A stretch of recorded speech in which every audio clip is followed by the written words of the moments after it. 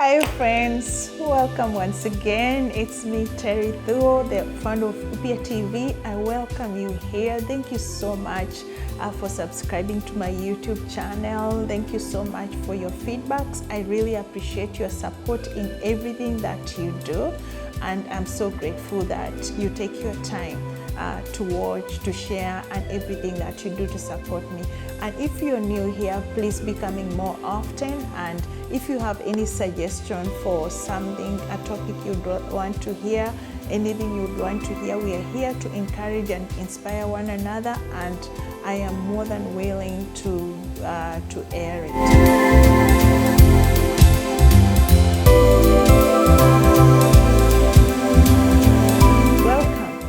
So today we are going to discuss about being optimistic and pessimistic. What is the benefits of both sides?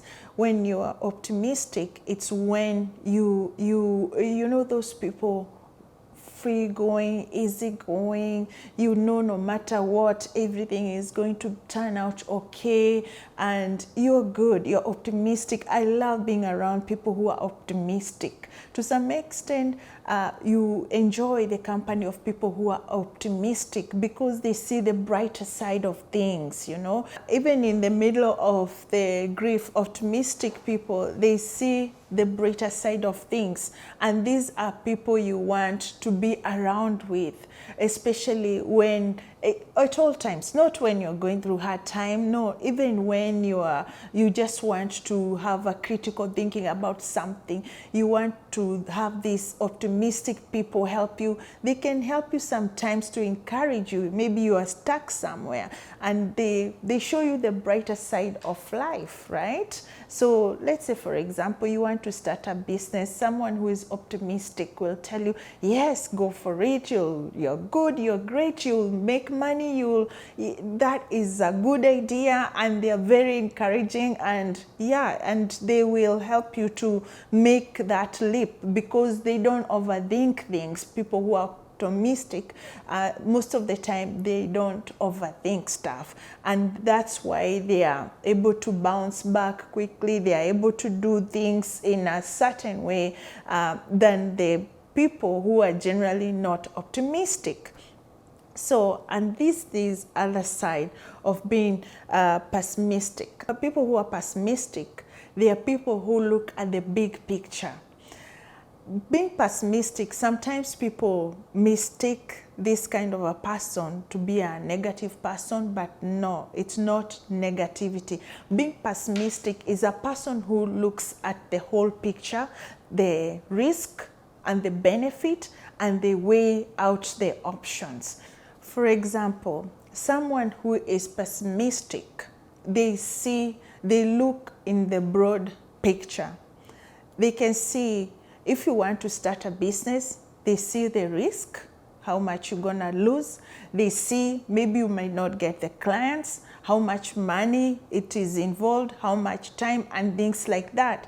I'm not saying that being optimistic, you overlook those things. No, you don't, but you have a brighter side of it. Being pessimistic is this other side. They see the way they can prepare for later. They know if this business goes bust, because they see there's a possibility of that happening.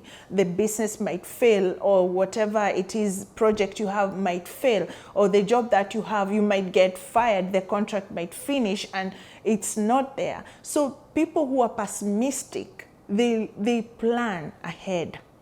And this is the benefits of being pessimistic. There's that plan ahead, just in case an eventuality happens, then they are well prepared. You have your savings, you have insurance, you have things in place that are necessary to get you going. Because optimistic sometimes, now we are going to go back and forth. Here what we are doing is the comparison, and there's benefit in both sides, because being too optimistic sometimes can make you lay back and not weigh the risk. And there's a danger in that, especially if you're a mature person. Let's say you have a family and so on. Let's say, for example, let's say somebody called Max. He's very good at his job, right? He's very ambitious, he's very kind, he's not arrogant, and everybody loves Max.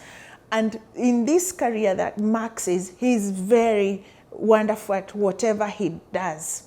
So there's layoffs, because these types of inflations, layoffs come. Max is very optimistic. He believes in his job, he believes in himself, although he's not arrogant, but he knows he has an edge more than anyone else. He's more gifted, he's more outgoing, and he gets more client and more money. And then Max loses his work because he was so sure he's gonna stay here. But now the inflation has happened, he's lost his job. Guess what? Max, nice, good nature, he will get lucky, a friend will hire him, a friend will find him something to do. And then, because the economy is bad, he loses another one. But now Max is shocked, because all that he has given, all his good nature, he had not thought one day, even if the layoffs will come, he's always been optimistic. Anyone else can lose their job, but not him. Why? Because he gives everything that he has for this job. He does the best that he can. He gets along with everyone. No one has anything bad to say about Max. But this is life and it's happening. But Max has not planned ahead, because his optimism and his good nature has helped him to some extent. And then again, Max gets laid off at this other job. Then he's still thinking, no, this cannot be happening. Now he is on denial. But because I have another friend, I will look for another job. Then Max gets a job from another friend. He's getting, because of his upbeat nature, he's getting this. And now it's ongoing until Max now, that time, now he has to compromise, because his good nature is helping him, but now he has to accept less salary, even with his experience. He has to compromise. Because he loves his job, he will do whatever it takes to keep that job and to keep that going, because he's been optimistic, but he did not think beyond that career, beyond that job, beyond that surrounding, beyond what he was doing, because Max is very optimistic. Let's look at Max. If he was pessimistic, let's say, let's call Angela is pessimistic. And Angela, same thing with Max, very career-oriented.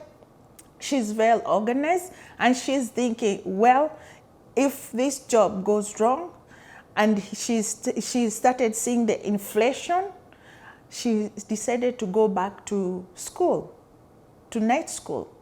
So Angela is getting prepared. Although she's amazing at her job, and the job that she has, it's very good. She's in corporate and she's doing amazing, but she's getting herself organized. It doesn't mean that she's negative. No, being negative is when you just dwell in things and you have no answer, no solution. But Angela is pessimistic, and she's finding herself a career. She wants to start to be an entrepreneur, and she hasn't done it before. She doesn't know how it's gonna turn out, even though this job looks secure and good, but she knows if anything goes wrong, she has a backup. And that is the difference of being optimistic and being pessimistic. So when you hear somebody is pessimistic, don't mistake it for being negative. It's just being prepared. And it's wise in this life, at this age, the times we are living now, there's so many uncertainty. It's always good to be on the pessimistic when necessary, and optimistic, because they are both go hand in hand. We have to prepare for ourselves for the future, because if you don't do that, if you're always optimistic, you will be overwhelmed if the bad things happen. And also you will be underwhelmed when good things happen. But if you're pessimistic and also you know there good and bad can happen, you are able to balance that and be realistic and appreciate the good things the way you should, and also be able to handle an eventuality when it happens. So thank you, my friend. I pray that nothing will overwhelm you. I pray that you'll balance being optimistic and pessimistic. And I pray that your future will be bright, your business, your work, whatever it is you have or you are doing, or student, I pray that all goes well for you. Remember, you are fearfully and wonderfully made. Thank you and goodbye. See you next time.